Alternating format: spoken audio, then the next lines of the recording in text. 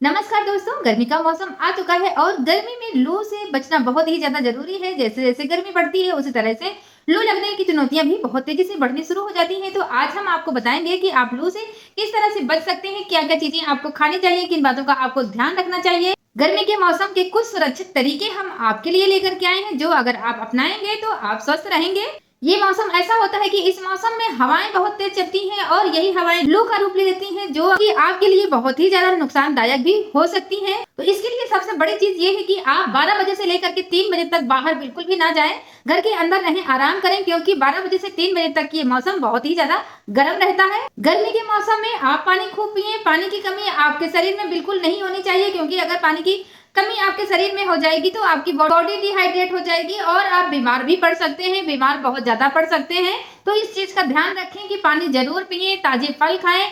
जितने भी पानी वाले फल होते हैं उनका सेवन आपको ज्यादा मात्रा में करना चाहिए और गर्मी के मौसम में ये ज्यादा पानी वाले फल आपको खूब मिलते हैं, तो इन फलों का आप खूब सेवन करिए। इन फलों के सेवन से आपके शरीर को ठंडक मिलेगी और आप काफी अच्छा महसूस करेंगे, लू से भी आप बचे रहेंगे। गर्मियों के मौसम में आपको हल्के और कॉटन के कपड़े पहनने चाहिए। ये कपड़े हल्के होते हैं, इनमें हवा अच्छे से पास होती है, तो इसलिए आपको कॉटन के कपड़े पहनने चाहिए। टेरिकॉट का कपड़ा आपको बिल्कुल भी नहीं पहनना है। तो गर्मी में आप कपड़ों का भी अच्छे से ध्यान रखें। इसके अलावा आप गर्मियों के मौसम में हल्के रंग के कपड़े ही पहने। गर्मी के मौसम में आपको एक चीज का और ध्यान रखना है कि ज्यादा से ज्यादा आपको ठंडी जगहों पर ही रहना है। अगर गर्म मौसम है और गर्मी में ही आप रहोगे तो आपको काफी परेशानियां हो सकती हैं, इसलिए आप ठंडे में ही रहिए। अगर पंखा या एयर कंडीशन नहीं है तो अगर पेड़ पौधों की व्यवस्था है तो आप ज्यादातर पेड़ पौधों के नीचे रहिए। दिन के समय कमरे की लाइटें बंद करके रखिए ताकि आपका कमरा ठंडा बना रहे। अगर गर्मी के मौसम में आप कमरों के अंदर लाइट जला कर रखते हो तो लाइट से भी आपके कमरे में गर्मी आती है, तो इसलिए अगर अंधेरा करके रहोगे तो आपका कमरा ठंडा रहेगा। ये बहुत ही आसान से और सरल से उपाय है। अगर आप इन उपायों को करते हैं, थोड़ी चीजों का ध्यान रखते हैं, तो आप लू से बच सकते हैं। अगर आपको लू लग जाती है तब आप क्या करें, इस पर हम थोड़ी सी चर्चा कर लेते हैं। आपको बता देते हैं कि अगर किसी को लू लग गई है तो आप उसका बचाव किस तरह से करेंगे। सबसे पहले आपको ध्यान देना है कि जिस व्यक्ति को लू लगी है तो उसको सबसे पहले आप ठंडी जगह पर ले जाइए। अगर पंखा कूलर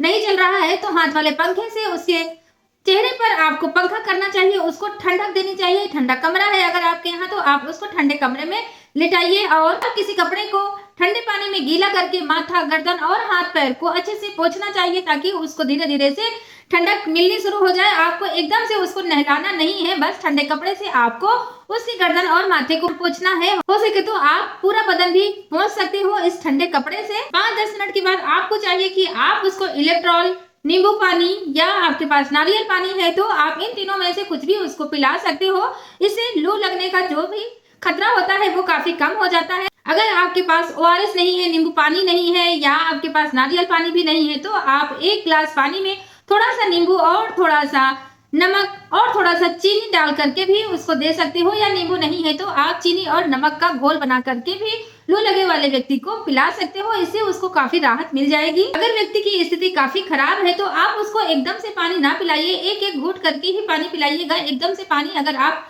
पिला दोगे लू लगे वाले व्यक्ति को तो उसको तुरंत उल्टी हो जाएगी, तो इसलिए आप एक एक घूंट करके ही पानी पिलाइएगा। धीरे धीरे इससे आपको आराम जरूर मिलने लगेगा। जिस व्यक्ति को लू लगी हो, अगर आप उस व्यक्ति के ठंडे कपड़े से कपड़े को गीला करके निचोड़ करके उसके बदन की पूरी अच्छे से सिकाई करते हो तो इससे बहुत आराम होता है।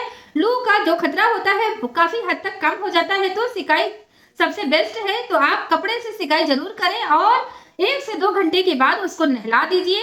इससे भी लू का जो भी असर होगा वो पूरी तरीके से खत्म हो जाएगा। आप बर्फ की सिकाई भी कर सकते हो। अगर आपके यहाँ बर्फ है तो बर्फ की सिकाई भी आप कर सकते हो, लेकिन आपको ध्यान रखना है कि बर्फ की सिकाई आपको डायरेक्ट नहीं करना है। किसी रुमाल या किसी कपड़े के अंदर आपको बर्फ रख लेना है और उसी कपड़े से ही आपको सिकाई करनी है। बर्फ की पोटली बनानी है, कपड़े के अंदर बर्फ डाल देनी है और उसी पोटली से आप सिकाई कर सकते हो। डायरेक्ट आपको बर्फ से सिकाई नहीं करनी है। कभी कभी लू लगने पर स्थिति काफी गंभीर हो जाती है, तो ऐसी स्थिति में आपको इंतजार नहीं करना है, तुरंत ही आपको नजदीकी डॉक्टर से संपर्क करना है। या तो आप एम्बुलेंस बुला लीजिए और रोगी को तुरंत हॉस्पिटल लेकर जाइए, क्योंकि इस स्थिति में आपको ज्यादा वेट नहीं करना है। ज्यादा घरेलू उपायों पर भी आपको जोर नहीं देना है, तो आपको फटाफट से डॉक्टर की सलाह जरूर लेनी है। डॉक्टर के पास आपको जाना है और वहां से आपको इलाज कराना है। जब आप डॉक्टर के यहाँ जाओगे तो काफ़ी हद तक आपको आराम मिल जाएगा। तो ये जानकारी आपको कैसी लगी मुझे कमेंट करके ज़रूर बताइएगा। हम फिर मिलेंगे नेक्स्ट वीडियो में। वीडियो को पूरा देखने के लिए आप सभी का बहुत-बहुत धन्यवाद।